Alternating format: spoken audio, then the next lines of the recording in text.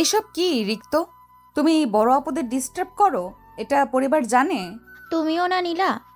রিক্ত কত কিউট, তুই ওকে অ্যাকসেপ্ট করে নিলেই তো হয়। থাপ্পড় দেবো একটা। রিক্ত, তুমি এখানে কেন এসেছো?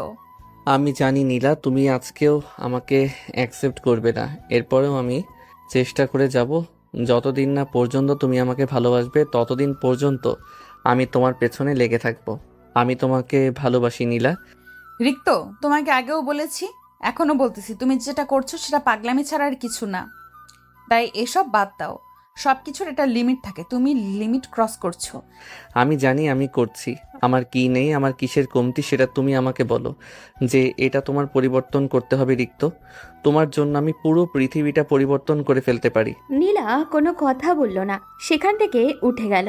সে জানে এর সাথে কথা বলে কোনো লাভ নেই। ওদিকে রিক্ত নিজের বাসায় চলে আসলো। আজকে আর ক্লাস করবে না ও। সে গিয়েছিল একটাবার নীলাকে দেখার জন্য। সে বাসায় আসতেই তার বাবা মা দুজনেই তাকে চেপে ধরল। রিক্তের বাবা তখন তার কাছে এসে বলল, রিক্ত, আয়রা তোমার জন্য রেস্টুরেন্টে অপেক্ষা করছে।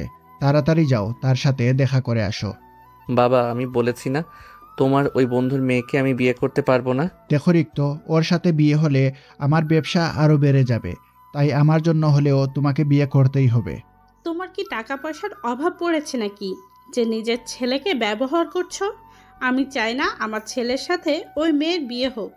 তাহলে তুমি তোমার ছেলের সাথে যোগ দিয়েছো। আমি এতদিন থেকে চেষ্টা করে ওকে বুঝাতে পারছি না, এখন তুমিও। এই কথা বলে বাবা রাগ করে সেখান থেকে চলে গেলেন। আপনারা হয়তো কিছুই বুঝতে পারছেন না, তাহলে প্রথমে আমার পরিচয়টা দিয়ে দেই। আমি হচ্ছি রিক্ত, বাবা মায়ের একমাত্র সন্তান। আমার বাবা এই শহরের একজন নামকরা ব্যবসায়ী, তবে তার একটা গুণ আছে, সেটা হচ্ছে তিনি অত্যন্ত লোভী। আপনারা হয়তো ভাবতে পারেন কেন নিজের বাবার নামে এরকম বাজে কথা বলছি। তাহলে শুনুন, আজকে সকালে যখন ঘুম থেকে উঠলাম তখন তিনি আমাকে ডেকে নিয়ে গিয়ে বললেন, তোমাকে আমি বলছিলাম না আমার বন্ধুর মেয়ের কথা? আমি তার সাথে তোমার বিয়ে দিতে চাই। তুমি আজকে ওর সাথে দেখা করবে। এই কথা শোনার পর তো রিক্তর মাথায় আকাশ ভেঙে পড়ল। তার পক্ষে ওই মেয়েকে বিয়ে করা সম্ভব নয়, কারণ সে অন্য একজনকে ভালোবাসে। তার কথা কিভাবে নিজের বাবাকে বলবে? তখন রিক্ত ভয়ে ভয়ে তার বাবাকে বলল, এটা সম্ভব না আব্বু, আমি এখন বিয়ে করতে চাই না। বারবার কেন আমাকে এই কথা বলো? আমার চেয়ে বয়সে বড় ছেলেরাও এখনো বিয়ে করেনি, সেখানে তুমি জোর করে আমাকে এই বয়সে বিয়ে দিতে চাচ্ছ? তাই আমি যেটা বলছি সেটা শোনো। তার সাথে আগে দেখা করতে যাও। দেখা করে এসে তোমার সিদ্ধান্ত আমাকে জানাবে। রিক্ত তখন তার মায়ের কাছে গেল। রিক্তের মা তাকে বললেন দেখা করে চলে আসতে। রিক্ত চলে গেল মেয়েটার সাথে দেখা করার জন্য। সে রিক্তকে একটা রেস্টুরেন্টে ডেকেছে। রিক্ত মেয়েটাকে বড় হবার পর দেখেনি, আগে একবার দেখেছিল, তবে সেটা ছোটবেলায়। সেই কথা এখন আর মনে নেই। রিক্ত রেস্টুরেন্টে চলে গেল। মেয়েটা রিক্তকে চিনে, তাই সে রিক্তকে রিসিভ করবে। রিক্ত তখন রেস্টুরেন্টে গিয়ে চারপাশে দেখতে লাগলো। কিছুক্ষণ পর একটা মেয়ে দেখলো তার দিকেই এগিয়ে আসছে। তার পিছনে আরো দুইটা ছেলে। রিক্ত কিছুই বুঝতে পারলো না। মেয়েটার পরনে শর্ট জিন্স আর হাত কাটা একটা টি শার্ট। সে রিক্তের সামনে এসে বলল, হ্যালো রিক্ত, কেমন আছো? এই কথা শোনার পর তো রিক্তের মাথা ঘুরতে শুরু করলো। রিক্ত মেয়েটার দিকে তাকিয়ে আছে। রিক্ত ভাবছে এটা যদি তার বাবার বন্ধুর মেয়ে হয় তাহলে তার জীবন নষ্ট হয়ে যাবে। রিক্ত নিজেকে স্বাভাবিক করে হালকা হেসে মেয়েটার দিকে এগিয়ে গিয়ে বলল। আপনি কি আয়রা? তখন আয়রা রিক্তের দিকে তাকিয়ে হাসতে শুরু করলো। তার পাশে থাকা ছেলেগুলো রোবটের মতো রিক্তের দিকে তাকিয়ে আছে। আয়রা রিক্তের দিকে তাকিয়ে বলল, আরে ওদেরকে দেখে ভয় পেও না, ওরা হচ্ছে আমার বেস্ট ফ্রেন্ড। মেয়েদের ছেলে বন্ধু, এটা রিক্তের কোনোদিনই পছন্দ নয়। তবে এগুলো কোনোটাই আসল কারণ নয়। আসল কারণ হচ্ছে রিক্ত অন্য একজনকে ভালোবাসে। রিক্ত তখন আয়রার দিকে তাকিয়ে বলল, আচ্ছা ঠিক আছে, সমস্যা নেই। তা আমাকে দেখা শেষ হয়ে গেলে আমি চলে যাই। আরে কি বলো, আমি তোমাকে নিয়ে কত বড় একটা প্ল্যান করেছি।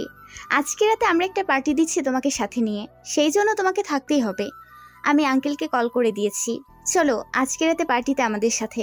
এই কথা শোনার পর রিক্ত তার বাবার প্রতি রাগ হতে শুরু করলো। এইরকম একটা জঘন্য মেয়েকে তার জন্য পছন্দ করেছে।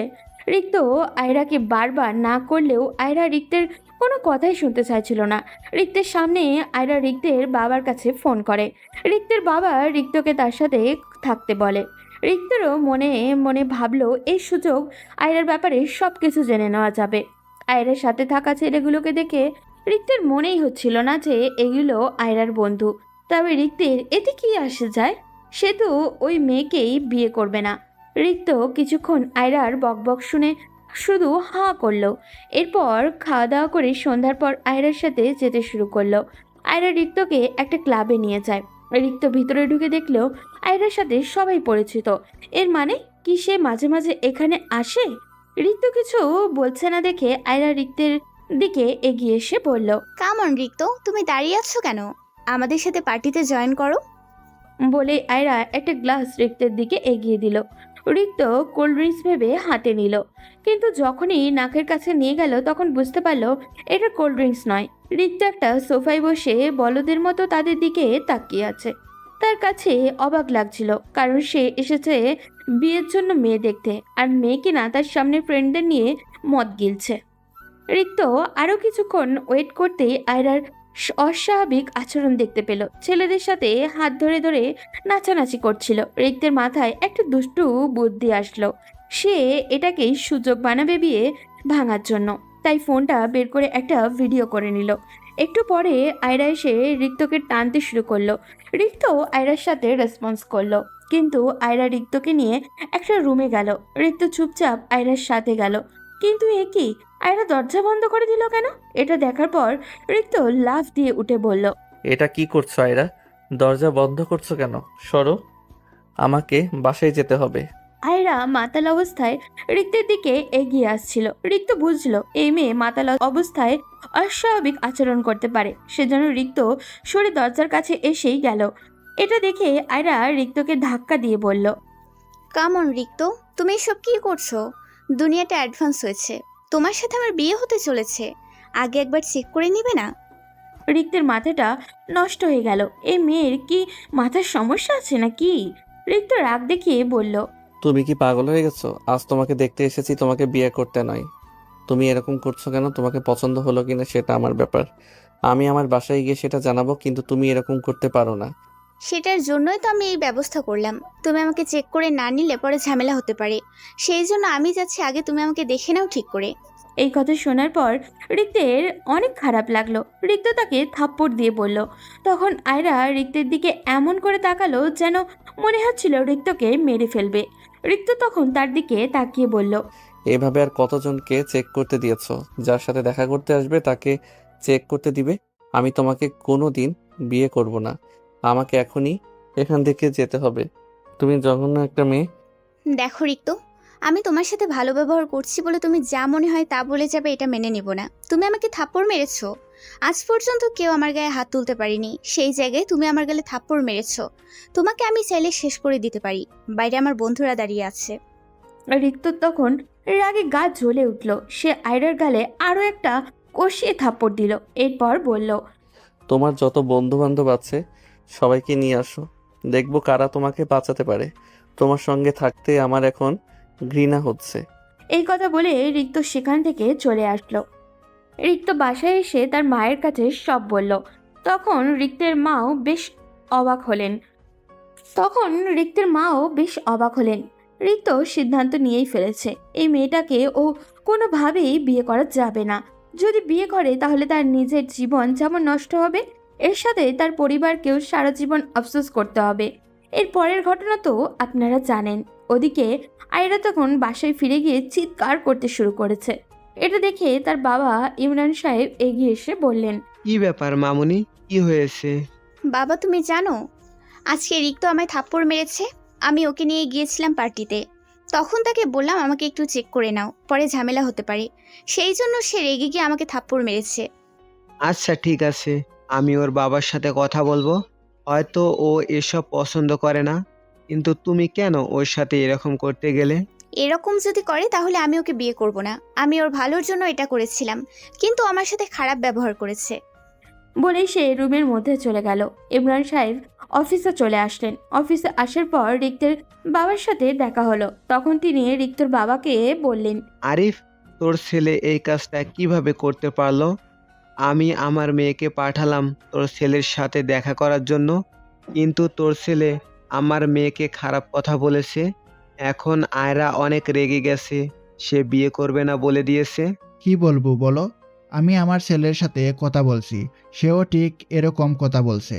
আমি দেখছি কি করা যায়, আমি ওকে বোঝানোর চেষ্টা করছি।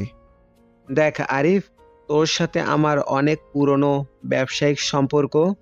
এই সম্পর্ক আরো ভালো করার জন্য এই কাজটা করতে গিয়েছিলাম, কিন্তু তোর ছেলে যদি এরকম করতে থাকে তাহলে এটা কোনোদিনও সম্ভব নয়। তাই তুই তোর ছেলেকে বোঝা, আর একদিন যদি এরকম ব্যবহার করে তাহলে কিন্তু অনেক খারাপ হয়ে যাবে। তোকে এসব নিয়ে কোনো চিন্তা করতে হবে না, আমি বোঝানোর চেষ্টা করছি ওকে, আর কখনো রিক্ত এরকম কাজ করবে না। রিক্তের বাবা চিন্তায় পড়ে গেলেন কিভাবে তাকে রাজি করাবেন। পরের দিন রিক্ত ভার্সিটিতে যাওয়ার পর অপেক্ষা করছে কখন নীলা আসবে, কিন্তু তার কোনো খবরই নেই। রিক্ত মেয়েটাকে অনেক ভালোবাসে, কিন্তু সে রিক্তকে পাত্তাও দেয় না। এটা দেখে রিক্ত বিরক্ত হয় না, বরং নীলার প্রতি আরো বেশি মুগ্ধ হয়। নীলার বাবা ছোটখাটো একটা বেসরকারি ব্যাংকে চাকরি করেন, বয়স হয়ে গেছে। নীলা সবসময় ছেলেদের থেকে দূরে থাকার চেষ্টা করে। এইরকম একটা মেয়ে রিক্ত তার জীবনে চায়, কিন্তু সে তার বাবাকে বললে তার বাবা কোনোদিনও রাজি হবে না। সেই জন্য রিক্ত তার বাবাকে বলতে পারে না। ওইদিকে রিক্তের বাবা কিছু লোকজনকে লাগিয়ে দিয়েছে রিক্তর পেছনে, যারা রিক্তের ব্যাপারে ইনফরমেশন জোগাড় করছে। রিক্ত কারোর সাথে সম্পর্কে আছে কিনা সেটা জানার জন্য, কারণ রিক্তের বাবা বুঝতে পেরেছে রিক্ত সাধারণত তার কথা মেনে না নেওয়ার মতো ছেলেও নয়। রিক্ত অপেক্ষা করলো অনেকক্ষণ, কিন্তু এরপরও যখন নীলা আসলো না তখন রিক্তের চিন্তা হতে শুরু করলো। নীলা আসছে না কেন? ভার্সিটি নীলা কখনো মিস করে না। রিক্ত নীলার বান্ধবী রিমার কাছে কল করলো, কারণ নীলার কোনো ফোন নেই। রিমা ফোন ধরতেই রিক্ত বলল, কি ব্যাপার রিমা আপু, তুমি আর নীলা দুজনেই আজকে ভার্সিটিতে আসলে না? কোনো সমস্যা হয়েছে নাকি? রিক্ত সর্বনাশ হয়ে গেছে, নীলার বাবা অ্যাক্সিডেন্ট করেছে। আমরা তাকে নিয়ে হসপিটাল এসেছি। নীলা অনেক কান্না করছে, আমি তাকে থামাতে পারছি না। কি বলছো? কোথায় তোমরা আমাকে বলো। সিটি হসপিটাল আছি, তাড়াতাড়ি চলে আসো। রিক্ত তখন সেখানে এক মুহূর্ত দাঁড়ালো না, দৌড়ে চলে গেল সিটি হসপিটালে। রিক্ত সেখানে পৌঁছাতে পিছন পিছন ওই লোকগুলো তার সাথে এলো, কিন্তু রিক্ত তাদের দেখতে পেল না। রিক্ত হসপিটালে পৌঁছে তাদের দুজনকে খুঁজতে শুরু করলো। দ্বিতীয় তলায় গিয়েই তাদেরকে পেয়ে গেল। রিক্ত তখন নীলার কাছে গেল। নীলা কান্না করছে, তার ভাই আর মা পাশে বসে আছে। রিক্ত তখন নীলার পাশে গিয়ে বসলো। নীলা রিক্তকে দেখেই রেগে গেল। সে রিক্তকে সহ্য করতে পারে না। নীলা রিক্তের দিকে তাকিয়ে বলল, এই তোমাকে কে বলেছে এখানে আসতে? এই কষ্টের সময় আমি তোমার সাথে মিসবিহেভ করতে চাচ্ছি না, চলে যাও বলছি। রিক্ত নীলার এইরকম ব্যবহারে অনেক কষ্ট পেল, কিন্তু নীলার এই পরিস্থিতিতে এইরকম ব্যবহার করাটাই স্বাভাবিক। রিক্ত নীলার দিকে তাকিয়ে নরম গলায় বলল, প্লিজ নীলা, এরকম বলো না। আমি আঙ্কেলকে একটু দেখতে চাই। তোমাকে কতবার বলবো তুমি আমার সামনে থেকে চলে যাও? আমার বাবার এমনিতেই অ্যাক্সিডেন্ট হয়েছে, আমার মন ভালো নেই, প্লিজ এখান থেকে চলে যাও। এরকম করছিস কেন? রিক্ত অনেক কষ্ট করে তোদের এসেছে, তুই ওর সাথে এরকম ব্যবহার কেন করছিস? রিক্ত, তুমি বসো। রিক্ত তখন রিমার দিকে তাকালো। রিমা রিক্তকে শান্ত হতে বলল, কারণ সে জানে রিক্তের মন খারাপ হতে পারে। রিক্ত তখন ডাক্তারের কাছে চলে গেল। ডাক্তার তখন রিক্তকে বলল, দেখুন, ওনার অনেক ভয়ঙ্করভাবে ট্রাকের সাথে ধাক্কা লেগেছে, সেজন্য ওনার অনেক ড্যামেজ হয়েছে। এগুলো সেরে উঠতে অনেকদিন সময় লাগবে, সাথে ওনার একটা ইমার্জেন্সি অপারেশন করা প্রয়োজন। ডাক্তার, আপনি অপারেশনের ব্যবস্থা করেন, টাকা পয়সা যা লাগে আমি দিব। আপনি শুধু অপারেশনের ব্যবস্থা করুন। আমি এটাই বলতে চেয়েছিলাম ওনাদেরকে, বারবার বলছিলাম তাড়াতাড়ি অপারেশনের ব্যবস্থা করতে, কিন্তু ওনার টাকা ম্যানেজ করতে পারছিলেন না, সেই জন্য অপারেশন করতে নিষেধ করেছিলেন। আচ্ছা ঠিক আছে, তাহলে আমি অপারেশনের ব্যবস্থা করছি। এদিকে নীলা তখন তার আম্মু আর ছোট ভাইয়ের পাশে বসেছিল। সে কি করবে কিছু ভেবে উঠতে পারছিল না। তার বাবার অপারেশন করতে হবে, কিন্তু এখন তাদের কাছে এত টাকা নেই। নীলার বাবা সাধারণত একটা ব্যাংকের সিকিউরিটি গার্ড, ওনার কাছে এত টাকা কোথা থেকে আসবে? এটা নিয়ে নীলা যখন চিন্তায় ব্যস্ত তখন রিক্ত সেখানে আসলো। ছেলেটাকে নীলার ভালো লাগে না তা নয়, কিন্তু রিক্ত অনেক বড়লোক পরিবারের সন্তান, তার সাথে নীলার যায় না। রিক্তের বাবা একদিন নীলাকে সতর্কও করেছেন, ডেকে নিয়ে গিয়ে তার ছেলের থেকে দূরে থাকতে বলেছেন। সেজন্য নীলা রিক্তকে পাত্তা দেয় না। তখন ডাক্তার তাদের কাছে এসে বললেন, আপনারা কোনো চিন্তা করবেন না, রোগী সুস্থ হয়ে যাবে। ওনার অপারেশনের ব্যবস্থা করছি, আপনারা সবাই শান্ত হয়ে ওনার জন্য দোয়া করুন। এই কথা শোনার পর নীলা আশ্চর্য হয়ে গেল। এতক্ষণ ডাক্তার বলছিল টাকা না দিলে অপারেশন করবে না, হঠাৎ সেই ডাক্তারই অপারেশন করতে রাজি হয়ে গেল কি করে? কি ব্যাপার ডক্টর, টাকা কে দিল অপারেশনের? নীলার আম্মু আর রিমাও হাঁ হয়ে ডাক্তারের দিকে তাকিয়ে আছে। ডাক্তার নীলার দিকে তাকিয়ে বলল, একটা ছেলে এসেছিল, সে ওনার অপারেশনের টাকা দিয়েছে, সাথে ওনার চিকিৎসার জন্য যত টাকা প্রয়োজন হয় সবকিছু দিয়ে দিয়েছে। আপনারা কোনো চিন্তা করবেন না, ওনার অপারেশন হয়ে গেলে উনি সুস্থ হয়ে যাবেন। নীলা আর বুঝতে বাকি রইল না কাজটা ঠিক কে করেছে, কিন্তু নীলা তার কাছ থেকে কোনো সহযোগিতা নিতে চায় না। সেজন্য ডাক্তারকে যখন না করতে যাবে তখন হঠাৎ করেই নীলার ছোট ভাই রাফি বলল, আপু, তাহলে আমাদের আর কোনো চিন্তা করতে হবে না, আমাদের বাবা সুস্থ হয়ে যাবেন। তুমি কান্না করো না প্লিজ, আব্বু সুস্থ হয়ে যাবে তো? এই কথা শোনার পর নীলার মুখ বন্ধ হয়ে গেল। ডাক্তারকে কিভাবে না করবে সে? ছোট ভাইয়ের মুখের দিকে তাকিয়ে সে কিছুই বলতে পারল না। তখন নীলার আম্মু নীলাকে বলল, কেন ছেলেটার সাথে এত খারাপ ব্যবহার করিস? ছেলেটা সত্যিই তোকে ভালোবাসে, ছেলেটার সাথে একটু ভালো করে কথা বলতে পারিস না? নীলা তখন কান্না করে তার আম্মুর দিকে তাকালো। নীলার চেয়ে রিক্তকে ভালো লাগে না এটা কিন্তু নয়, কিন্তু রিক্তকে সে কিভাবে কাছে টেনে নেবে? রিক্তের বাবা তো আগেই নিষেধ করেছেন। নীলা তখন তার আম্মুর দিকে তাকিয়ে বলল, আম্মু, আমি কিভাবে তার সাথে ভালো ব্যবহার করব? তার বাবা আমাকে হুমকি দিয়েছেন, তিনি তার ছেলের থেকে আমাকে দূরে থাকতে বলেছেন। আমাদের স্ট্যাটাস আর তার স্ট্যাটাস যায় না। নীলার আম্মু আর কোনো কথা বললেন না, চুপচাপ বসে রইলেন। নীলা একটু দূরে দেখতে পেল রিক্ত দাঁড়িয়ে আছে, কেউ কোনো কথা বলছে না, চুপচাপ শুধু অপারেশন থিয়েটারের দিকে তাকিয়ে আছে। নীলা তখন তার কাছে গিয়ে বলল, তোমাকে ধন্যবাদ রিক্ত, আমাকে সহযোগিতা করার জন্য। তুমি এখান থেকে চলে যাও এখন। তোমার বাসায় হয়তো তোমাকে নিয়ে টেনশন করবে, আমি এদিকটা সামলে নিব। রিক্তের তখন নীলার দিকে তাকালো। এই প্রথম মনে হয় নীলা রিক্তের সাথে ভালো করে কথা বলছে। রিক্ত নীলার দিকে অবাক দৃষ্টিতে তাকিয়ে আছে। নীলা রিক্তের দিকে তাকিয়ে আবারও বলল, কি ব্যাপার, এখন এখানে দাঁড়িয়ে আছো কেন? তুমি বাসায় ফিরে যাও, তোমার বাবা তোমাকে নিয়ে টেনশন করবেন, প্রয়োজন হলে পরে একবার এসে দেখে যাবে, কিন্তু এখন এখান থেকে চলে যাও। প্লিজ নীলা, এরকম ব্যবহার করো না আমার সাথে। আমি এখানে থাকতে চাই। আঙ্কেলের এমন অবস্থা, যে কোনো সময় যে কোনো কিছুর প্রয়োজন হতে পারে। তোমরা মেয়ে মানুষ কিভাবে সব সামলাবে? আমাদের নিয়ে তোমাকে এত চিন্তা না করলেও হবে। যদি না পারতাম তাহলে কি বাবাকে নিয়ে হসপিটালে আসতাম? তুমি চলে যাও, তোমার বাবা তোমার জন্য অপেক্ষা করবে, পরে সমস্যা হতে পারে। আমি তোমার কাছে রিকোয়েস্ট করছি রিক্ত। কিন্তু রিক্ত নীলার কথা শুনল না। রিক্ত এসে নীলার মায়ের পাশে বসে তাকে সান্ত্বনা দিতে শুরু করলো। রিক্ত খেয়াল করলো নীলা আর তার পাশে বিরক্তি নিয়ে বসে আছে। হঠাৎই রিক্তের ফোন বেজে উঠল। হাতে নিতেই দেখলো তার বাবার কল। রিক্ত ফোন কেটে দিল। প্রায় 1 ঘন্টা পর ডাক্তার বেরিয়ে আসলেন। রিক্ত তখন দৌড়ে ডাক্তারের কাছে গিয়ে জিজ্ঞাসা করলো, ডাক্তার সাহেব, কি হয়েছে? আঙ্কেল সুস্থ হয়ে যাবেন তো? হ্যাঁ অবশ্যই, ওনার অপারেশনের সাকসেসফুল হয়েছে, কিন্তু যেহেতু ওনার আঘাত লেগেছে সেহেতু সেগুলো সেরে উঠতে কিছুদিন সময় লেগে যাবে। নীলা তখন রিক্তের পেছন পেছন ডাক্তারের কাছে গেল।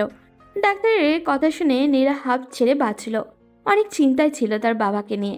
এখন কিছুটা হলেও চিন্তা মুক্ত হলো ও। কিন্তু তাদের পরিবারের একমাত্র উপার্জনের মাধ্যম হচ্ছে নীলার বাবা। নীলার বাবা যদি চাকরি করতে না পারে তাহলে পরিবারটা চলবে কি করে? কিন্তু এইসব চিন্তা এখন নীলার মাথায় আসছে না। এখন সে শুধু তার বাবার সুস্থতার বিষয়ে চিন্তা করছে। রিক্ত তখন নীলার ভাই রাফির কাছে গেল। ছেলেটা সকাল থেকে কিচ্ছু খায়নি। রাফি রিক্তের সাথে দেখা করেছে আগেও। তার স্কুলে মাঝে মাঝে রিক্ত যেত। সরাসরি নীলাকে কিছু দেওয়ার সাহস না থাকায় রাফিকে দিয়ে নীলার কাছে বিভিন্ন গিফট পাঠাতো, কিন্তু নীলা সেটা নিত না, আবার ফিরিয়ে দিত।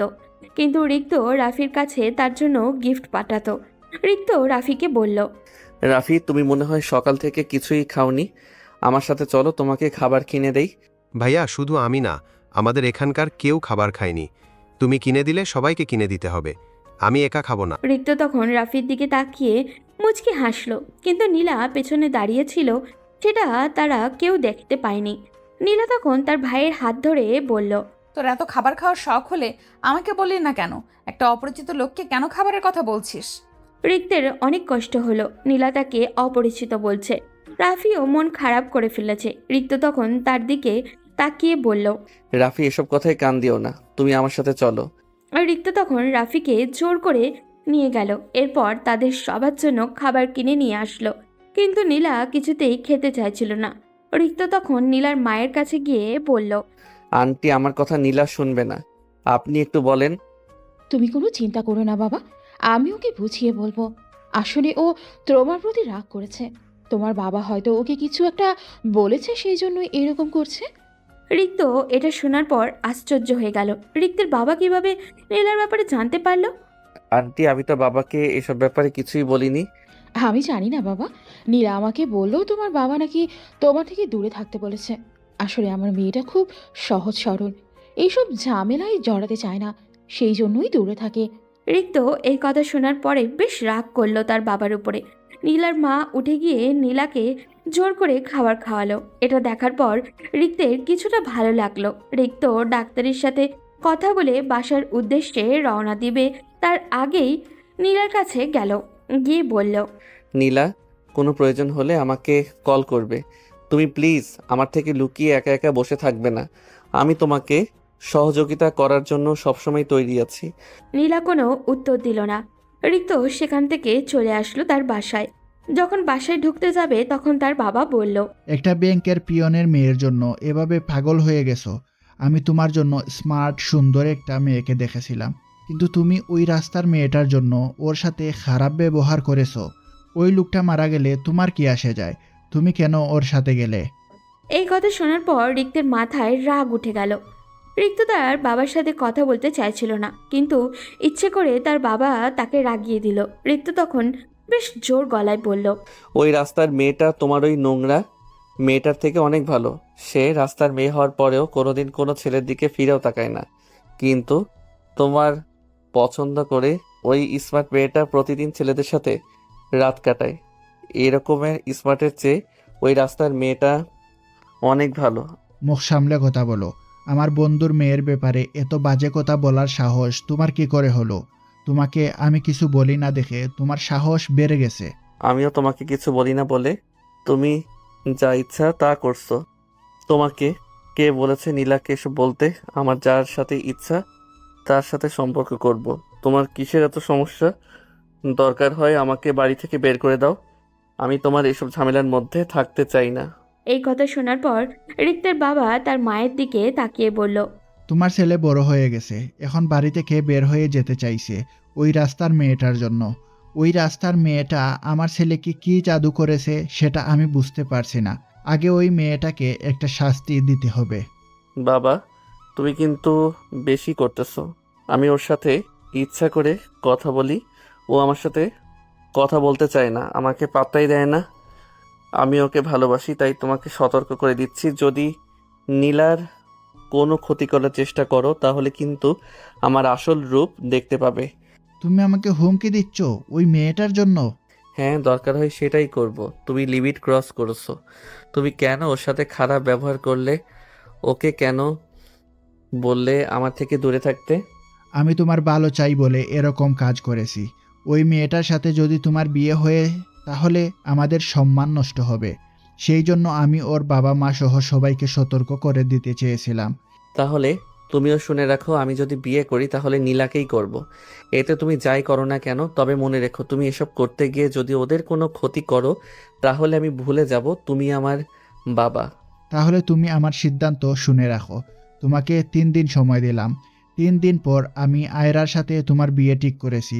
যদি রাজি না হও তাহলে এই বাড়ি থেকে বের হয়ে যেতে হবে। তখন বুঝতে পারবে জীবনে বেঁচে থাকতে হলে কত কিছুর প্রয়োজন, টাকার কি মূল্য, তখন বুঝবে। কিন্তু রিক্ত কোনো কথা বলল না। রাগ করে নিজের রুমে চলে গেল।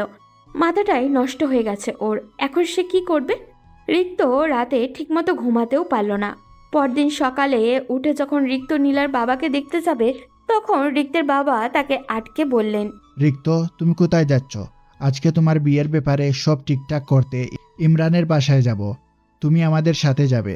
যেখানে আমি ওই মেয়েকে বিয়ে করব না সেখানে ওর বাসায় যাওয়ার কোনো মানেই হয় না। আমাকে ওর সাথে বিয়ে জোর করে দিয়ে কোনো লাভ হবে না, কারণ আমি ওকে জীবনেও আমার স্ত্রী হিসেবে মানব না। তুমি না গেলেও কিছু আসে যায় না। আমি আমার বন্ধুকে কথা দিয়ে ফেলেছি, আয়রার সাথেই তোমার বিয়ে দিব। তোমাকে এই বিয়ে করতেই হবে। আমাকে যদি মেরে আমার লাশ বানিয়ে দেওয়া হয় এরপরেও আমি ওই মেয়েকে বিয়ে করব না, তাই তোমার যা ইচ্ছা করো। বলেই রিক্ত বাসা থেকে বেরিয়ে হসপিটালে চলে আসলো। হসপিটালে এসে দেখে তারা সবাই এখনো বসে আছে। রাফি চেয়ারে বসেই ঘুমিয়ে পড়েছে। রিক্ত তখন তাদের কাছে গিয়ে বলল, আন্টি, আপনারা বাসায় চলে যান। কালকে থেকে এখানে আছেন, বাসায় গিয়ে বিশ্রাম করুন। আমি এখানে আছি, বিকালের দিকে চলে আসবেন। লাগবে না, আমরা এখানে বসতে পারবো। তুমি এখান থেকে চলে যাও, তোমার ভার্সিটি আছে। ভার্সিটিতে না গিয়ে এখানে আসলে কেন? আমরা আমাদের বাবাকে দেখার জন্য যথেষ্ট। তুমি নিজের কথা চিন্তা না করলেও আন্টি আর রাফির কথা চিন্তা করো। আন্টির বয়স হয়েছে, এত ধকল উনি সামলাতে পারবেন না। রাফিও অনেক ছোট, দেখো চেয়ারে ঘুমিয়ে পড়েছে। তুমি চিন্তা করো না, আমি এখানে আছি। নীলার মা তখন রিক্তের দিকে তাকালেন। রিক্ত তাকে রিকোয়েস্ট করতে শুরু করলো, কিন্তু নীলা যাবে না তার বাবাকে ছেড়ে। রিক্ত নীলাকে আর জোর করলো না। নীলার মা আর রাফিকে পাঠিয়ে দিল বাসায়। নীলার বাবার এখনো জ্ঞান ফিরেছে, কিন্তু কথা বলতে পারছে না ঠিক মতো। নীলার বাবা রিক্তকে অনেক ভালোবাসেন। নীলার বাবা অনেক ভালো মানুষ, গরিব হলেও তাদের মধ্যে মানবতা আছে, এটাই রিক্তের কাছে সব থেকে বেশি প্রিয়। কি হবে টাকা পয়সা দিয়ে যদি মানবতাই না থাকে? টাকা পয়সার কারণে রিক্তের বাবা তাকে বিক্রি করে দিতে চাইছেন। এটা রিক্তের কাছে কতটা কষ্টের সেটা রিক্ত ভাষায় বলে প্রকাশ করতে পারবে না। রিক্তের পাশে নীলাও বসে আছে। রিক্ত কোনো কথা বলছে না, নীলাও কথা বলছে না। একটু পরে নীলা রিক্তের দিকে তাকিয়ে বলল, রিক্ত, তুমি কেন এরকম করছো? তুমি কি বুঝতে পারছো না? আমি তোমাকে কোনোদিনও নিজের কাছে নিতে পারবো না। তুমি আর আমি আকাশ পাতাল তফাত। তোমার বাবা যেখানে কোটি কোটি টাকার ব্যবসা করেন, সেখানে আমার বাবা সাধারণ একজন ব্যাংকের কর্মচারী। তুমি কেন আমার পেছনে ঘুরছো? তোমার বাবার সম্মান নষ্ট হচ্ছে, কেন বোঝো না? আমি টাকা পয়সার কথা চিন্তা করি না। টাকা পয়সা দিয়ে কি হবে? আমার বাবা আমাকে টাকার কাছে বিক্রি করে দিতে চাইছেন, কিন্তু আমি সাধারণভাবে জীবনযাপন করতে চাই। আমি তোমাকে নিয়ে আমার স্বপ্নের সংসার সাজাতে চাই। তোমার জন্য দরকার হয় সারা জীবন অপেক্ষা করব, এরপরও আমি অন্য কাউকে বিয়ে করতে পারবো না, কারণ আমি তোমাকে ভালোবাসি। আমি তখন তার দিকে তাকিয়ে আছি, কিছুতেই বোঝাতে পারছি না এই অবুঝ ছেলেটাকে। তার এসব পাগলামি দেখে আমিও তার প্রতি দুর্বল হয়ে পড়ছি, কিন্তু এটা তাকে বুঝতে দেওয়া যাবে না। আমি তখন তার পাশ থেকে উঠে বাবার কেবিনে চলে গেলাম, গিয়ে বাবার পাশে বসলাম। আমার পেছন পেছন দেখি রিক্তও চলে এসেছে। বাবা জানেন তার অপারেশনের সব টাকা রিক্ত দিয়ে দিয়েছে। বাবা তখন রিক্তের দিকে তাকিয়ে বললেন, বাবা, তুমি আমার জীবন বাঁচিয়েছো, আমি তোমার কাছে চিরকৃতজ্ঞ। আমার সংসার নষ্ট হয়ে যেত যদি তুমি আমার জীবন না বাঁচাতে। আমি আমার পরিবারের একমাত্র উপার্জনকারী। যদি আমার কিছু হয়ে যেত তাহলে আমার পরিবার রাস্তায় বসে যেত। নীলার বাবা কান্না করে কথাগুলো বলছিলেন। তিনি ঠিকমতো কথাও বলতে পারছিলেন না, তবুও জোর করে কথাটা বলছেন। রিক্ত তখন নীলার বাবার কাছে গিয়ে বলল, আঙ্কেল, আপনি ঠিক মতো কথা বলতে পারছেন না, শরীরের উপর বেশি জোর দিবেন না। আমি আপনার জীবন বাঁচিয়েছি, এটা কেন বলছেন? জীবন বাঁচানোর মালিক আল্লাহ। আমি শুধু টাকা দিয়েছি, টাকা দিয়ে কিছুই হয় না আঙ্কেল। আমি আপনার সন্তানের মতো, আপনার কিছু হয়ে গেলে আমারও কষ্ট হতো। নীলার বাবা রিক্তের হাত ধরে শুয়ে রইলেন। রিক্ত নীলার বাবার ওখানে আরও কিছুক্ষণ বসলো, কিন্তু ভিতরে ভিতরে চিন্তা করছিল তার বাবাকে নিয়ে। তার বাবা কি করবে সেটা রিক্ত জানে না। ওদিকে রিক্তের বাবা নিজের অফিসে চলে গেলেন। গিয়ে সেই লোক দুটোর সাথে দেখা করলেন যারা রিক্তকে ফলো করছেন। রিক্তের বাবা তখন তাদের একজনের দিকে তাকিয়ে বললেন, মিরাজ, যে করেই হোক আমার ছেলেকে ওখান থেকে ফিরিয়ে আনতে হবে। ওই মেয়েটা আমার ছেলেকে জাদু করেছে, ওদের হাত থেকে আমার ছেলেকে বাঁচাতে হবে। কিন্তু স্যার, আমার সেটা মনে হচ্ছে না।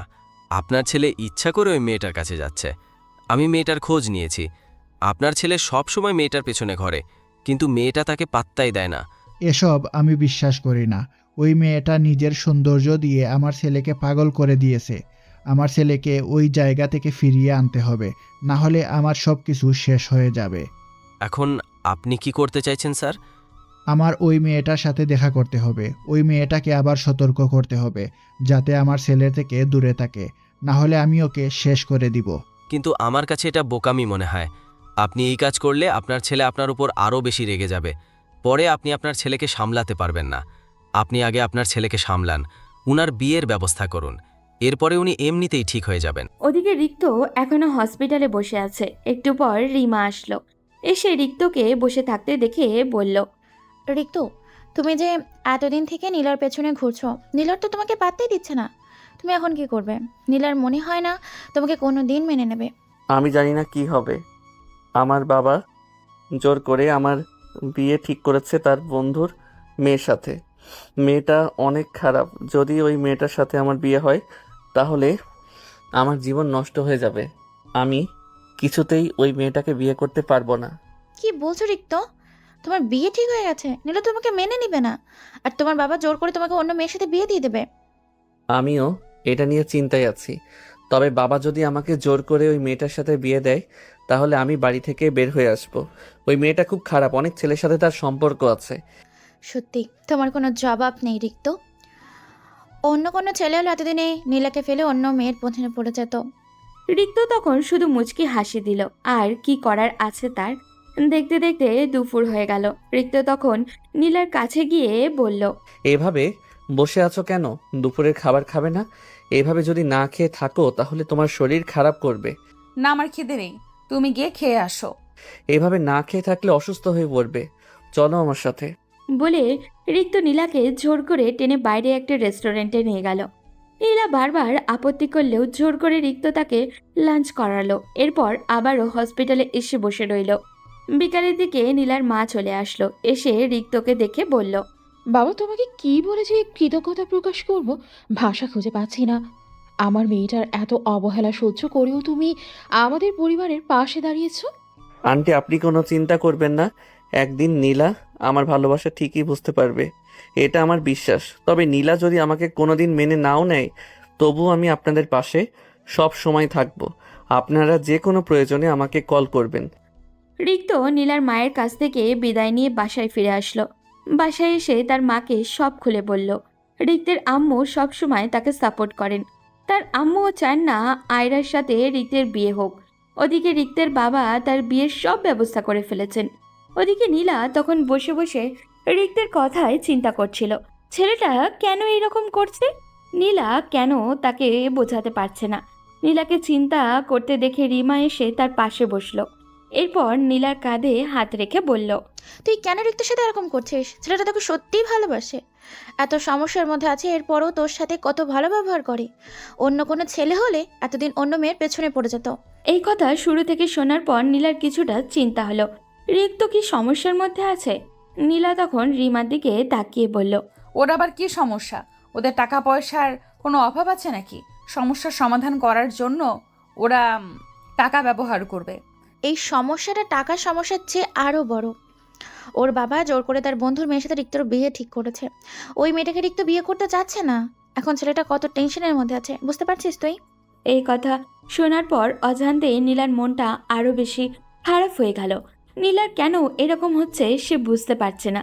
রিমা নীলার দিকে এমনভাবে তাকিয়ে আছে, মনে হচ্ছে কোনো কিছু সন্দেহ করছে। তখন রিমা নীলার দিকে তাকিয়ে বলল, দোস্ত, আমি জানি তুই ওকে ভালোবাসিস, কিন্তু তুই বলতে পারছিস না।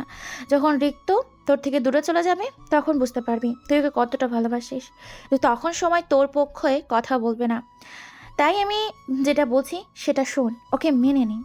নীলা কিছু বলল না, চুপচাপ তার বাবার কাছে চলে গেল। নীলার বাবা ঘুমিয়ে গেছেন। নীলা তার বাবার পাশেই বসে রইল। নীলার কেন জানি অনেক কান্না আসছে, কিন্তু কান্না করতে পারছে না। নিজের মনের সাথে যুদ্ধ করছে মেয়েটা। রিক্তের বিয়ের কথা শোনার পর তার কেন এমন হচ্ছে? নীলা কি তাহলে সত্যি রিক্ত নামক পাগলটাকে ভালোবেসে ফেলল? কিন্তু না, এটা কিভাবে সম্ভব? নীলা ওকে ভালোবাসতে পারে না। নীলার নিজের মনকে নিজের শত্রু মনে হচ্ছে।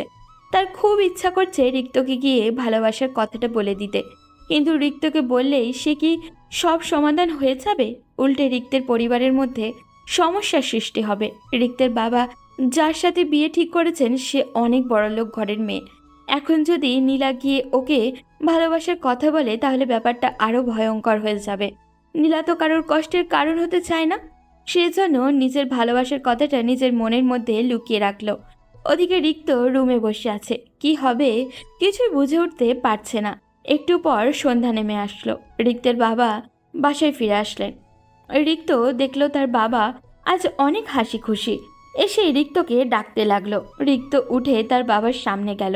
তিনি রিক্তকে বললেন, আমি আয়রাকে বুঝিয়েছি, ও আর এরকম করবে না। এখন থেকে ভালো হয়ে যাবে, তাই প্রস্তুত হয়ে নাও। কোনো কিছু কেনাকাটা করার থাকলে কালকের ভিতরে করে নেবে। রিক্ত তখন তার আম্মুর দিকে তাকালো। রিক্তের আম্মু অসহায় দৃষ্টিতে ছেলের দিকে তাকিয়ে আছেন। রিক্ত তখন তার বাবার দিকে তাকিয়ে বলল, বাবা তুমি কেন বুঝতে চাইছো না আমি ওই মেয়েটাকে বিয়ে করতে পারবো না? আমাকে প্লিজ জোর করো না। দেখো, আজকে আমার মনটা অনেক ভালো, আমার মাথা খারাপ করো না। তোমাকে আমি সতর্ক করে দিচ্ছি, ওই মেয়েটার থেকে দূরে থাকো। রাস্তার একটা মেয়ের জন্য এত ভালো একটা মেয়েকে তুমি অবহেলা করছো। কালকে আয়রা আমাদের বাসায় আসবে, ওকে নিয়ে চুপচাপ শপিংয়ে যাবে। আমি আমার সিদ্ধান্ত জানিয়ে দিয়েছি কালকে। শুধু ও কেন, ওর পুরো পরিবারও যদি এখানে এসে বসে থাকে তবু আমি কোথাও যাব না। তোমার যা ইচ্ছা হয় করো। রিক্তের বাবা রেগে কিছু বলতে যাবেন তার আগেই রিক্ত সেখান থেকে চলে আসলো নিজের রুমে। এসে কান্না করতে শুরু করলো। রিক্ত খুব কম কান্না করে, কিন্তু আজ তার চোখে কোনো বাধা মানতে রাজি না। চোখ বেয়ে অঝোর ধারায় অশ্রু গড়িয়ে পড়ছে। পরদিন সকালে রিক্ত খুব ভোরে ঘুম থেকে উঠে গেল। কিছুক্ষণ বিছানায় গড়াগড়ি করে উঠে ফ্রেশ হয়ে নিল। সকাল 8টার দিকে রিক্ত নিচে নামলো ব্রেকফাস্ট করার জন্য। তখন দেখতে পেল আয়রা বসে আছে তাদের ড্রয়িং রুমে।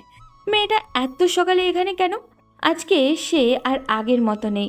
সালোয়ার কামিজ পরে একদম সংসেজে এসেছে। রিক্তকে দেখেই আয়রা এগিয়ে এসে হালকা হেসে বলল, দেখো রিক্ত, আমাকে কেমন লাগছে আজকে? ওই নীলা থেকে আমি অনেক সুন্দর, তাই না? রিক্ত, আমি ভালো হয়ে যাব, আর ওই ফ্রেন্ডদের কাছে যাব না। রিক্ত আয়রার কথা শুনে রেগে গেল।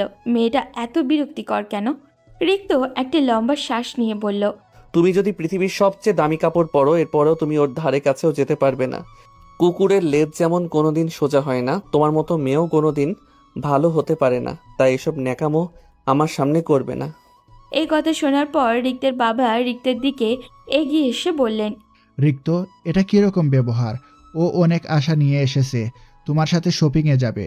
সেই সকালে এসেছে মেয়েটা, আর তুমি ওকে ইগনোর করে ওই রাস্তার মেয়েটার পেছনে পড়ে আসো। রিক্ত, আমি তোমাকে ভালোবাসি, তোমাকে বিয়ে করতে চাই। এই জন্য আগে সব কিছু ছেড়ে দিয়েছি। তুমি যেরকম বলবে আমি সেরকম চলবো। এরপরেও তুমি আমাকে দূরে সরিয়ে দিও না। এই কথা শোনার পর রিক্ত আয়রার দিকে তাকিয়ে বলল, দেখো আয়রা, তুমি যাই করো না কেন আমি তোমাকে বিয়ে করতে পারবো না, কারণ আমি নীলাকে ভালোবাসি। তাই প্লিজ এখান থেকে চলে যাও। আমি একটা গুরুত্বপূর্ণ কাজে বের হব। আজ তোমার কি কাজ? আজকে তুমি আমাকে নিয়ে শপিংয়ে যাবে, সেই জন্য আমি সকাল সকাল চলে এসেছি। রিক্ত, আমাদের বিয়ে 2 দিন পর, তুমি কেন এরকম করছো? এই মেয়ে, কতবার বলবো তোমাকে আমার সহ্য হয় না। আমি একটা গুরুত্বপূর্ণ কাজে যাব, তুমি কেন এরকম ঝামেলা করছো? সরো আমার সামনে থেকে। বলেই রিক্ত আয়রাকে ধাক্কা দিয়ে সেখান থেকে বেরিয়ে আসলো। এরপর সোজা গেল হসপিটালে। ওখানে গিয়ে নীলার বাবার যত টাকা পয়সার ঝামেলা ছিল সব কিছু শেষ করে তাকে বাসায় পৌঁছে দিল। এরপর নীলাকে নিয়ে আসলো একটা ফার্মেসিতে। নীলার বাবার জন্য কিছু ওষুধ কিনতে হবে। যখন রিক্ত ওষুধ কিনছিল তখন হঠাৎ করেই পিছনে দেখলো আয়রা দাঁড়িয়ে আছে। রিক্তকে দেখে সে গাড়ি থেকে নেমে আসলো। এরপর রাগ দেখিয়ে বলল, এই তোমার গুরুত্বপূর্ণ কাজ? একটা রাস্তার মেয়েকে নিয়ে ঘুরে বেড়ানো আমার থেকে গুরুত্বপূর্ণ কাজ হয়ে গেছে? 2 দিন পর তোমার সাথে আমার বিয়ে হবে, আর আজ তুমি এরকম করছো রিক্ত? রিক্ত তখন রেগে আয়রার দিকে তাকিয়ে বলল, আয়রা, তুমি এখানে সিন ক্রিয়েট করো না। আমি আগেও বলেছি, এখনো বলছি, তোমার আর আমার বিয়ে অসম্ভব। তুমি অনেক সুন্দরী মেয়ে, তোমার জন্য অনেক ভালো ছেলে পাবে। তুমি আমার পিছন ছেড়ে দাও প্লিজ। না, পারবো না। আমি এই মেয়েটাকে শেষ করে দিব। এই মেয়েটার কারণে তুমি আমাকে বিয়ে করতে রাজি হচ্ছ না। এই মেয়ে, তুই একটা রাস্তার মেয়ে হয়ে কিভাবে এত বড়লোকের ঘরের ছেলের পেছনে ঘুরছিস? ওর সব সম্পত্তি দখল করার জন্য এরকম করছিস, তাই না? বল, তোর কত টাকা লাগবে, আমি দিয়ে দিব, তবুও রিক্তের পেছন ছেড়ে দে। নীলা তখন রিক্তের দিকে হাঁ হয়ে তাকিয়ে আছে। রিক্ত রেগে আয়রাকে একটা থাপ্পড় মেরে দিল। আয়রা গালে হাত দিয়ে দাঁড়িয়ে আছে। তখন রিক্ত বেশ চেঁচিয়ে বলল, মুখ সামলে কথা বল, তোর মতো নোংরা মেয়ে ও নয়। তুই ওকে রাস্তার মেয়ে বলে অপমান করছিস, তাই না? কিন্তু শুনে রাখ, ওই রাস্তার মেয়েটা তোর থেকে 1000 গুণ ভালো। আজ পর্যন্ত কোনো ছেলের দিকে ফিরে তাকায়নি, কিন্তু তুই কি চরিত্রহীন মেয়ে কোথাকার। রিক্তর থাপ্পড় আর কথা শুনে আয়রা আর এক মুহূর্তও সেখানে দাঁড়ালো না। আয়রাকে চলে যেতে দেখে নীলা রিক্তের দিকে তাকিয়ে বলল, কেন এরকম ব্যবহার করলে? সে তোমাকে ভালোবাসে, তোমাকে বিয়ে করতে চায়, তোমাকে অন্য কারোর সাথে দেখলে রিয়্যাক্ট করবে, এটাই তো স্বাভাবিক। ওর সাথে এমন ব্যবহার করা একদম ঠিক হয়নি। তুমি তার কাছে যাও, আমি এদিকটা সামলে নেব। নীলার জন্য এত কিছু করার পরেও যখন মেয়েটা মুখ থেকে এমন কথা শুনতে হলো, তখন রিক্তের ধৈর্যের বাঁধ ভেঙে গেল। এবার সে নীলার গালেও একটা সজোরে থাপ্পড় বসিয়ে দিল। এরপর বলল, তুই কি ভাবিস নিজেকে? আমি তোকে ভালোবাসি বলে যা ইচ্ছা তা মেনে নেব? যদি আমি বিয়ে করি তাহলে তোকেই করব, তাই খবরদার আমার সামনে দাঁড়িয়ে এমন কথা বলার সাহস আর কোনোদিন করবি না। নীলা থাপ্পড় খেয়ে পাথরের মতো গালে হাত দিয়ে দাঁড়িয়ে আছে। রিক্তকে সে বারবার বেহায়া, নির্লজ্জ, আত্মমর্যাদাহীন একটা ছেলে ভেবেই এসেছে, কিন্তু সেই ছেলের এমন ভয়ঙ্কর আচরণ নীলাকে যেমন অবাক করেছে, ঠিক তেমনই আতঙ্কিতও করেছে। নীলা রিক্তকে কিছু বলতে যাবে তার আগেই রিক্ত ফার্মেসি থেকে ওষুধের ব্যাগটা নিয়ে আসলো। এরপর নীলার হাত ধরে টেনে বাসায় নিয়ে আসলো। নীলাকে বাসায় নামিয়ে দিয়ে রিক্ত হনন করে বেরিয়ে গেল। নীলা রিক্তের এমন তাড়াহুড়ো দেখে ভীষণ আতঙ্কিত হলো। এখন কি করবে এই উন্মাদ ছেলেটা? ওদিকে রিক্ত নীলাকে রেখে বাসায় ফিরল। ঘরে প্রবেশ করতে যাবে তখন তার বাবা বলল, তোমার এই বাড়িতে কোনো জায়গা নেই। তোমাকে আমার সন্তান বলে আর কোনোদিন পরিচয় দিব না। আমার কোনো ছেলে নেই। তুমি এই বাড়ি থেকে বেরিয়ে যাও তাড়াতাড়ি। তুমি এসব কি বলছো? আমাদের ছেলেকে তুমি কেন বাড়ি থেকে বের করে দিবে? যদি তুমি বেশি কথা বলো তাহলে তোমাকেও বাড়ি থেকে বের করে দিব। এই বাড়িতে ওকে আমি রাখবো না। ও আমার সম্মান নষ্ট করেছে। আমি আমার বন্ধুকে কথা দিয়েছিলাম, কিন্তু তোমার ছেলে আমার মাথা হেড করে দিয়েছে। এমনিতেই রিক্তের মাথা গরম ছিল, এর মধ্যেই তার বাবা এইরকম কথা শুনে আরো মাথা নষ্ট হয়ে গেল। রিক্ত রেগে তার বাবার দিকে তাকিয়ে বলল, দরকার নেই তোমার এই বাড়িতে থাকার, আমি চলে যাচ্ছি এই বাড়ি ছেড়ে। তবে শুনে রাখো, তোমার এই সম্পত্তি একদিন তোমাকে রাস্তায় বসিয়ে দেবে। অহংকার করে সেদিন কিছুই পাবে না। চললাম আমি। বলে রিক্ত বাসা থেকে বেরিয়ে আসলো। কিন্তু এখন কোথায় যাবে? রিক্তের রাগ বড্ড ভয়ঙ্কর।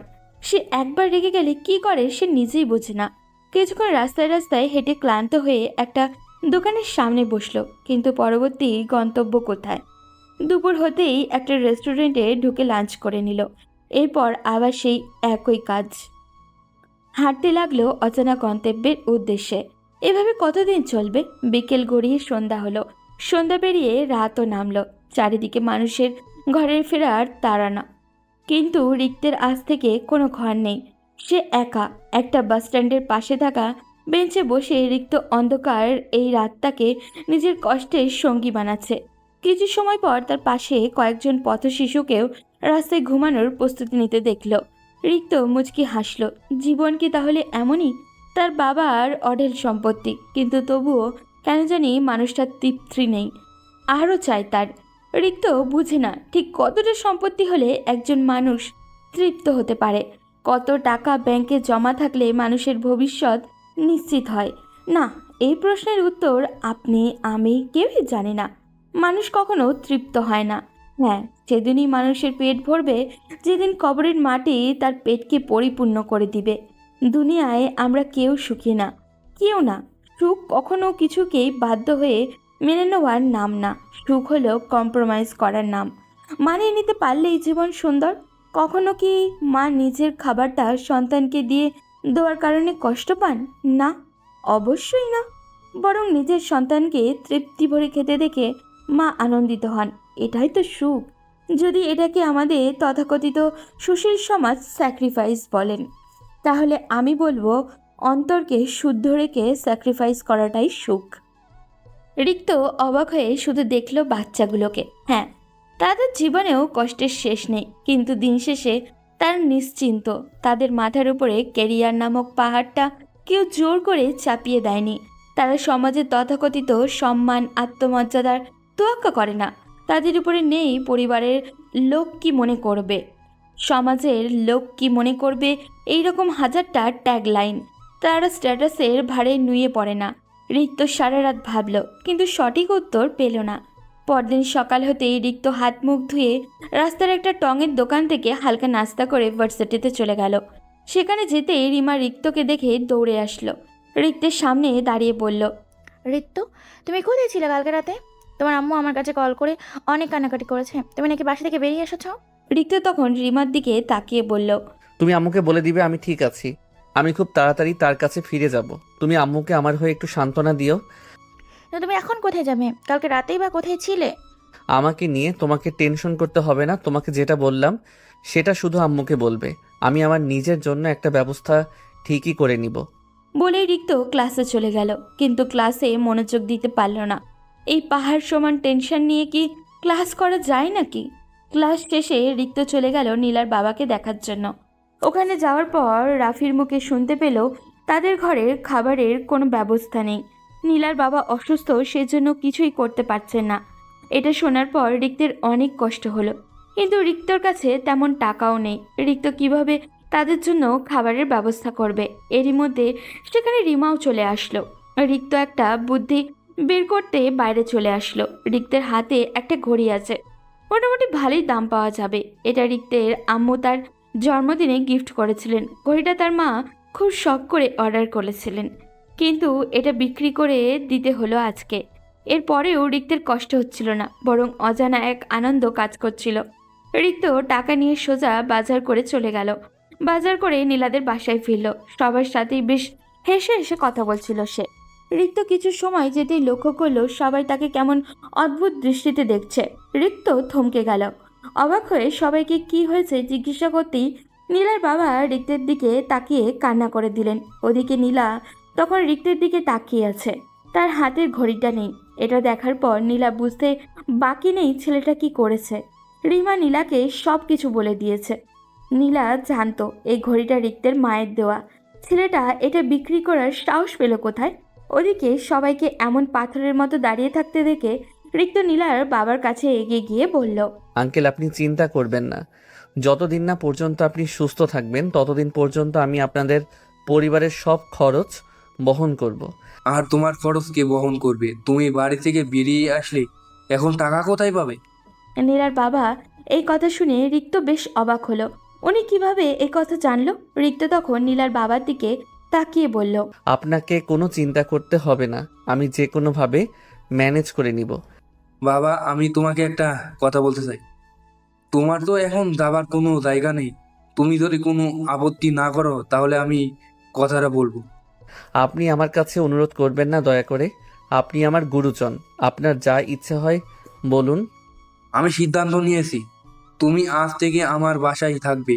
কিন্তু দেখো বাবা, তুমি যদি এই বাসায় থাকো তাহলে মানুষ খারাপ ভাববে, কারণ আমার ঘরে একটা মেয়ে আছে।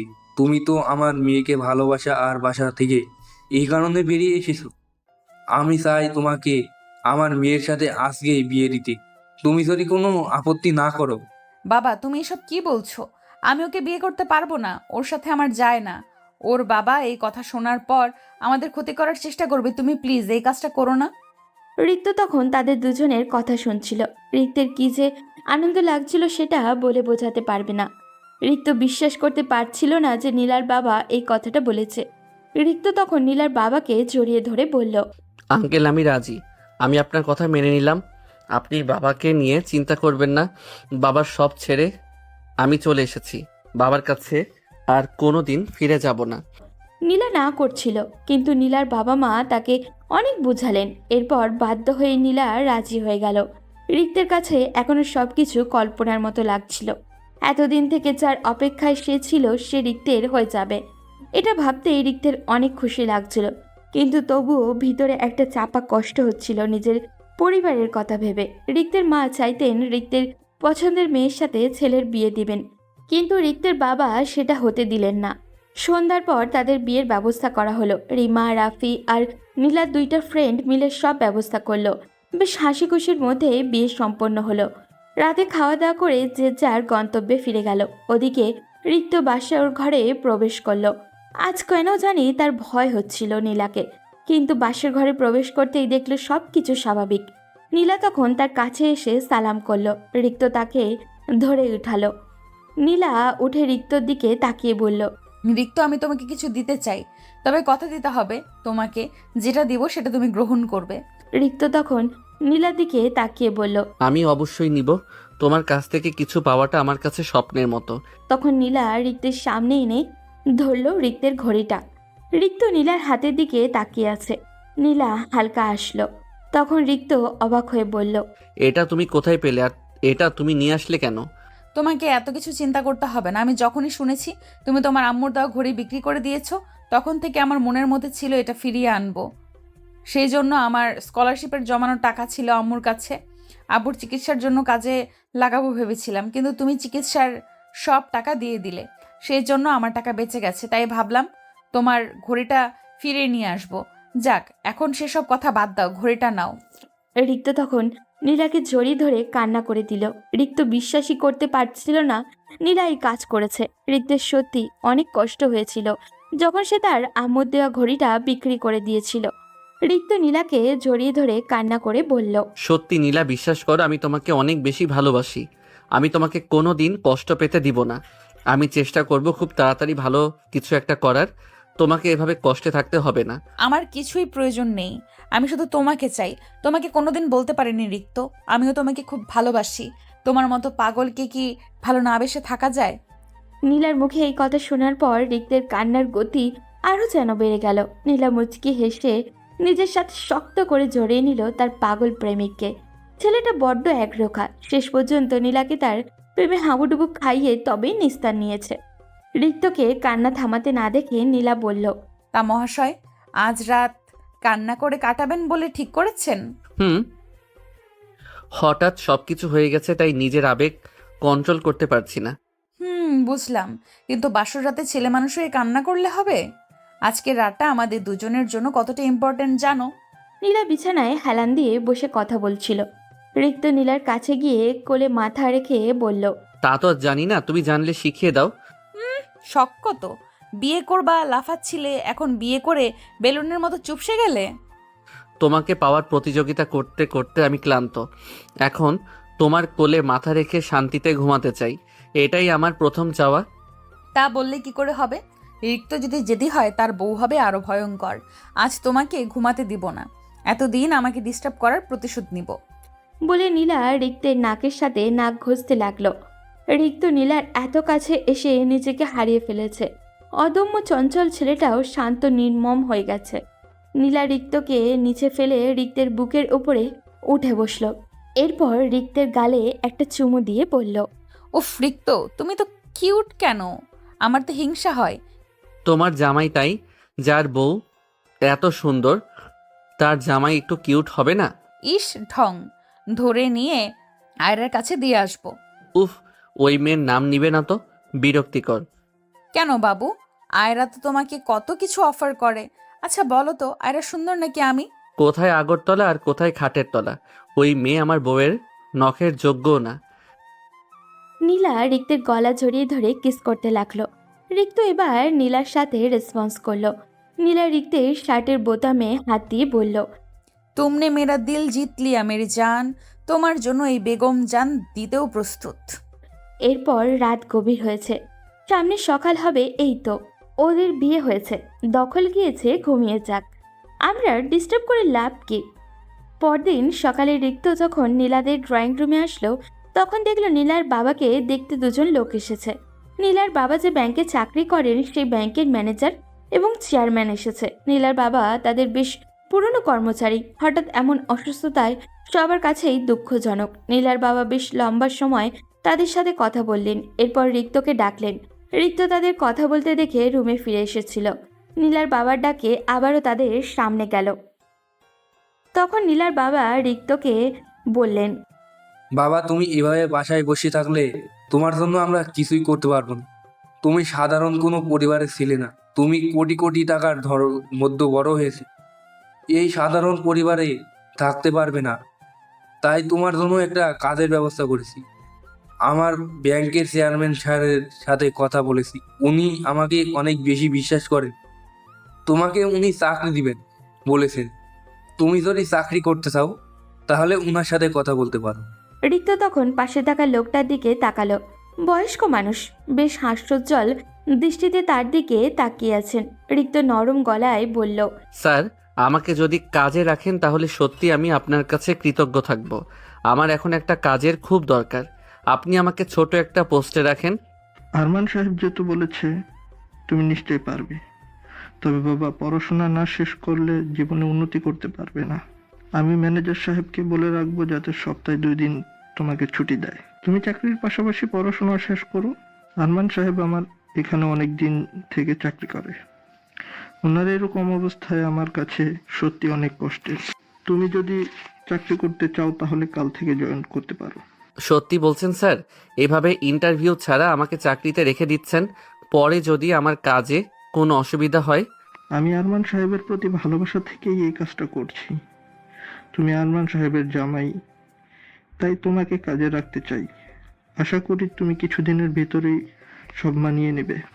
এরপর উনি চলে গেলেন। নীলার বাবা তখন রিক্তের দিকে তাকিয়ে বললেন, আমি জানি বাবা, তোমার সাথে এই কাজটা করা ঠিক হয়নি। তুমি কাজ না করলেও সারা জীবন বসে বসে খেতে পারো, কিন্তু আমি চাই তুমি তোমার বাবাকে দেখিয়ে দাও সৎ পথে থাকলে অল্পতেই খুশি হওয়া যায়। রিক্ত তখন নীলার বাবাকে জড়িয়ে ধরে বলল, আঙ্কেল, আপনি চিন্তা করবেন না। আমি কথা দিচ্ছি আপনার সম্মান রেখেই কাজ করব। আমার কারণে আপনার কাজের জায়গায় আপনাকে কখনো অপমানিত হতে দিব না। এরপর রিক্ত নীলার বাবার সাথে অনেকক্ষণ কথা বলল। এরপর রুমে এসে চুপচাপ তার বাবার কথা ভাবতে লাগলো। তার বাবা তো এত সহজে ছেড়ে দেওয়ার মতো মানুষ না। তার এই রকম ব্যবহারের প্রতিশোধ নিশ্চয়ই উনি নেওয়ার চেষ্টা করবেন, কিন্তু রিক্তের বাবা কিছুই করছেন না। এভাবে 3 দিন কেটে গেল। রিক্ত ব্যাংকে জয়েন করেছে। ব্যাংকের সবাই তাকে অনেক সহযোগিতা করছেন। রিক্ত সিদ্ধান্ত নিয়েছে আজকে তার আম্মুর সাথে লুকিয়ে দেখা করবে, তাই সকালেই কল করে নিজের ঠিকানা দিয়েছে। রিক্তের মা রিক্ত যেখানে কাজ করে ওখানে এসেছেন। মাকে কাছে পেয়ে রিক্ত ওনাকে জড়িয়ে ধরে বলল, আম্মু, তুমি প্লিজ একবার নীলার বাসায় যাবে। নীলা তোমাকে দেখলে অনেক খুশি হবে। বাবা আমাকে কোনোদিন মেনে নেবে না সেটা আমি জানি, তাই অন্তত তোমাকে নিয়ে যাই। তোর বাবার অবস্থা দেখলে তুই অবাক হয়ে যাবি। তুই আসার পর থেকে মানুষটা অনেক কষ্ট পেয়েছে, ঠিক মতন কথা বলে না, অফিসে যায় না, সবসময় বাসায় বসে থাকে। এই কথা শোনার পর রিক্ত আর কিছু বলল না। তার আম্মুকে নিয়ে চলে গেল নীলার বাসায়। নীলা হঠাৎ করেই দেখলো রিক্ত আর তার আম্মুকে আস্তে দেখে দৌড়ে গিয়ে রিক্তের মাকে সালাম করলো। উনি নীলাকে জড়িয়ে ধরে বললেন, আমার ছেলেটা ছোটবেলা থেকেই ওর বাবার অবহেলার শিকার হয়ে আসছে মা। ওর বাবা সবসময় টাকার চিন্তা করে গেছেন, আমার ছেলেকে সময় দিতে পারেননি। তুমি আমার ছেলেকে কোনোদিন কষ্ট দিও না মা। নীলা তখন কি বলবে বুঝে উঠতে পারছিল না। তিনি অনেক আবেগ নিয়ে কথাগুলো বলছিলেন। নীলা রিক্তের মাকে জড়িয়ে ধরে বলল, আপনি চিন্তা করবেন না আম্মু, আমি চেষ্টা করব আপনার ছেলেকে সব সময় সুখে রাখার। আমি জানি না কতটুকু পারবো, তবে আমি আমার সর্বোচ্চ চেষ্টা করব। এরপর রিক্তের আম্মু সেখানে কিছুক্ষণ বসে চলে গেলেন। রিক্তের মায়ের যাওয়ার দিকে অসহায় চোখে তাকিয়েছিল। মাকে আটকানোর সামর্থ্য তার নেই। ওদিকে রিক্তের বাবা বেশ দুর্বল হয়ে পড়েছেন। ইমরান সাহেবের সাথে ওনার ঝামেলা শুরু হয়েছে। দুজনে অনেক দিন থেকেই ব্যবসা করে আসছিলেন, কিন্তু এখন সেটা ভাঙতে শুরু করেছে। রিক্তকে তার বাবা অনেক মিস করেন, কিন্তু লজ্জার কারণে বলতে পারেন না। কেন জানি অহংকার ছাড়তে পারছেন না তিনি। রিক্তের আম্মু বাসায় ফিরে রিক্তের বাবাকে দেখে বললেন, তুমি কেন এরকম করছো? আমি জানি তুমি তোমার ছেলের জন্য কষ্ট পাচ্ছ, এরপরেও কেন স্বীকার করছো না? ছেলেটা নিজেও কষ্ট পাচ্ছে। এখন তোমার ওই বন্ধু কোথায়? তোমার বন্ধু তোমাকে সহযোগিতা করছে না কেন? আমি এসব নিয়ে কোনো কথা বলতে চাই না, এটা তুমি জানো। এরপরেও কেন আমার সামনে এসব কথা বলো? এখনো সময় আছে, নিজের ভুল স্বীকার করো, নিজের ছেলেকে ফিরিয়ে নিয়ে আসো। এভাবে আর কতদিন চলবে?